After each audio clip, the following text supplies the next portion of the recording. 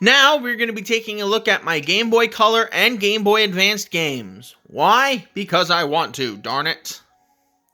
And you can basically call this part Pokemon and the other stuff, because that is basically what these games are. I have a bunch of Game Boy Advanced games and a couple of Game Boy Color games, most of which are Pokemon.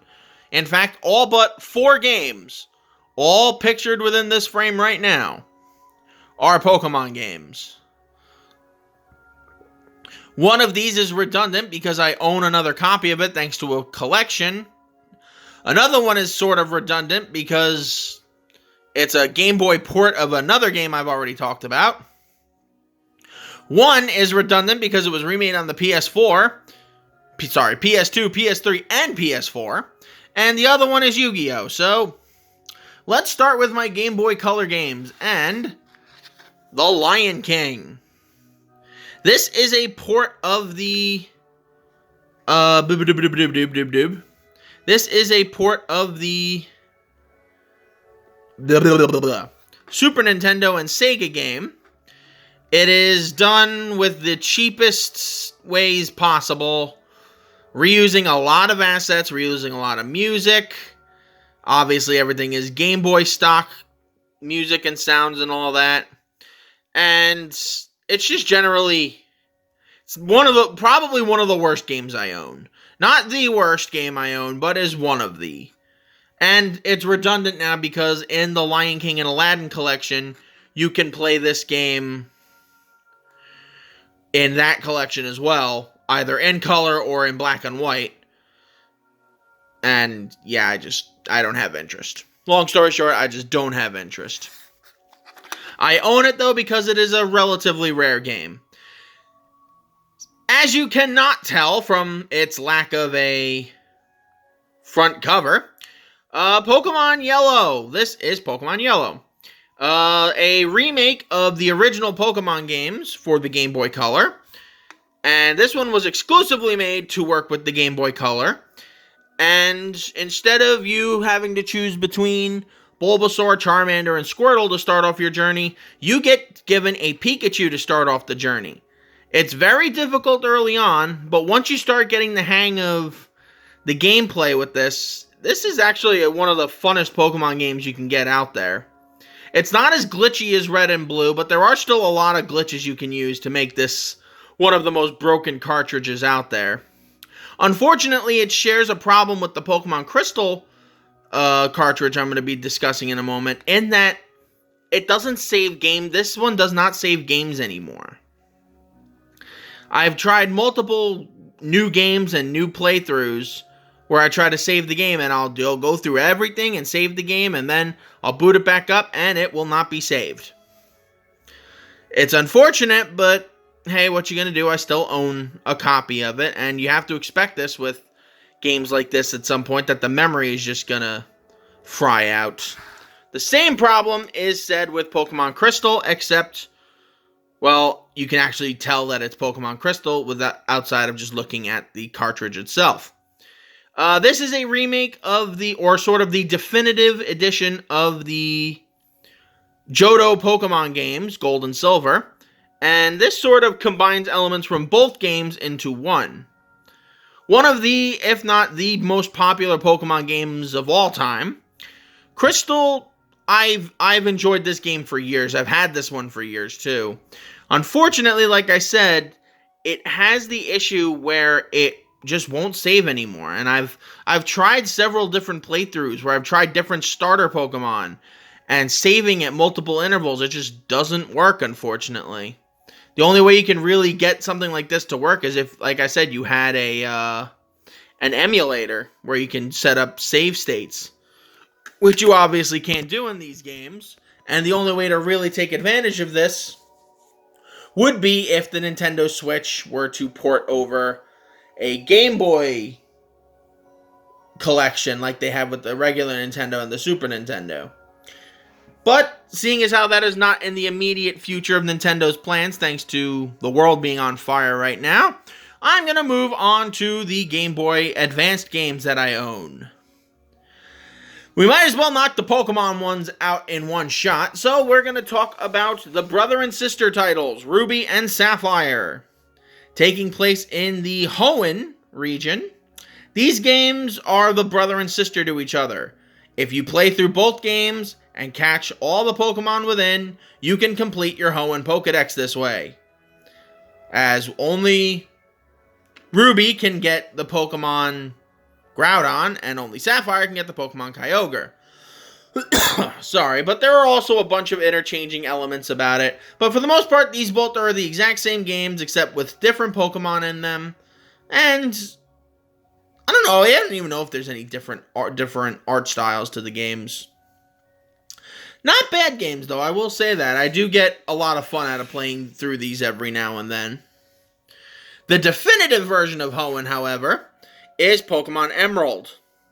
And Emerald is one of, again, the greatest Pokemon games ever made. It combines everything from Ruby and Sapphire and amplifies it up to basically like 11 or 12.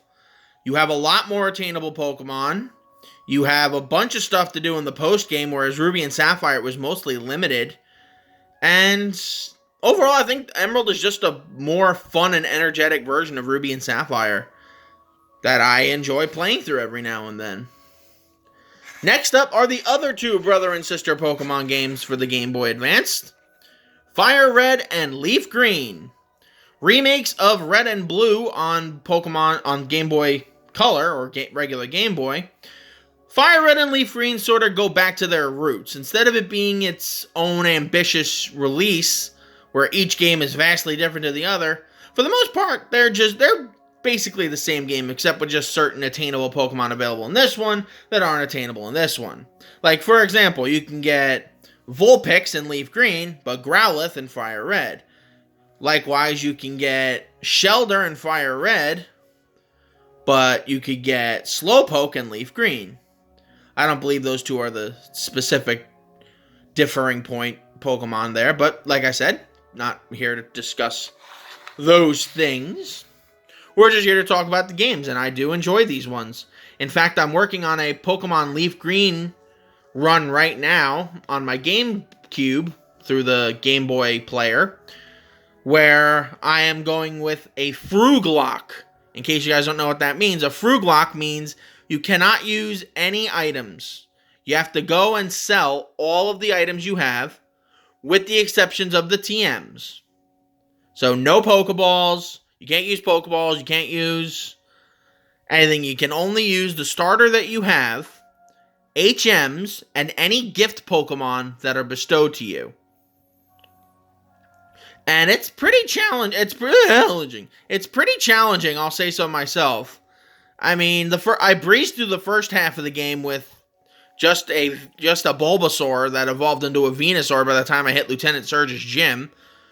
But then you have to worry about adding in Pokemon and wondering, should I sacrifice one move to have coverage or something like that? So as of right now in this game, I have a Venusaur that's ridiculously high leveled.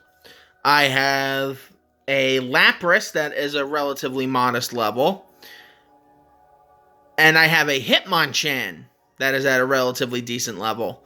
While I'm also debating what I should evolve my Eevee into, as well as wondering how I'm going to fit the fossil Pokemon onto my team. And for this run, I chose the Helix Fossil and the Dome Fossil. Not the Dome Fossil, and the Old Amber, so I'll be able to get Omastar and Aerodactyl if I wanted. Moving on to my other three non-Pokemon games for the Game Boy Advance. This is Yu-Gi-Oh! The Eternal Duelist Soul. If you guys recall, I did a Let's Play of this game a few years back, where, for the most part, I enjoyed the game. It's a fun game, and it's fun to go back to the good old days of Yu-Gi-Oh! Where there were only, like, a handful of unbeatable cards. And it was before all these stupid gimmicks kept getting added in. Think about it. This was before so many stupid rules were put into Yu-Gi-Oh! To make it boring now like it is. And yeah, this is coming from a guy who plays Duel Links regularly. So now instead of Now it's all, you gotta have the Link monsters and the XZs and the Pendulum Summon and XZ's Pendulum Synchro Summon. And it's just stupid. But this is a good callback to the roots. It's horribly translated. There's a lot of grammatical and text errors in the game. Plus, it is essentially one of the most broken games out there, since most starter decks in the game start with Summon Skull in them. So, I digress. Next up is Super Mario Advance 2, aka Super Mario World. This is, as you would expect, a port of Super Mario World for the Game Boy Advance. The only difference is being the music is altered a bit, and Mario and Luigi can actually talk in this one, as when they get hit or die, they go, "Oh, mamma mia," and mamma mia, and all that. But for the most part, they're relatively the same games, and as you guys know, I love Super Mario World, so we're not going to worry about that. Last but certainly not least is Kingdom Hearts Chain of Memories. Another game that I recently LP'd. In fact, I LP'd it as far back as last year, where I did the Reverse Rebirth story, which is basically Riku's story. For all of you who went out there and said, I don't need to play Chain of Memories when I could just play Kingdom Hearts 1 and 2. Joke's on you. Every Kingdom Hearts game needs to be played. Except, as far as I know, the most recent rhythm mix game, because that game is awful, and the only reason you're watching it is for like 10 minutes of cutscenes, where you learn the same shit you learned at the end of Kingdom Hearts 3. Sora's in a different dimension. How do we get there? Use your heart. And Kairi just bails out on Riku and is like, I don't think I can go. And Riku's like, fine, bitch, see ya. He's gonna go save his man. Good job, Riku. But those are my Game Boy and Game Boy Advance games. Stay tuned, my precious, because we're gonna have to start splitting these up at some point, because look at how many games I have. And this is only just getting started. Stay classy, YouTube.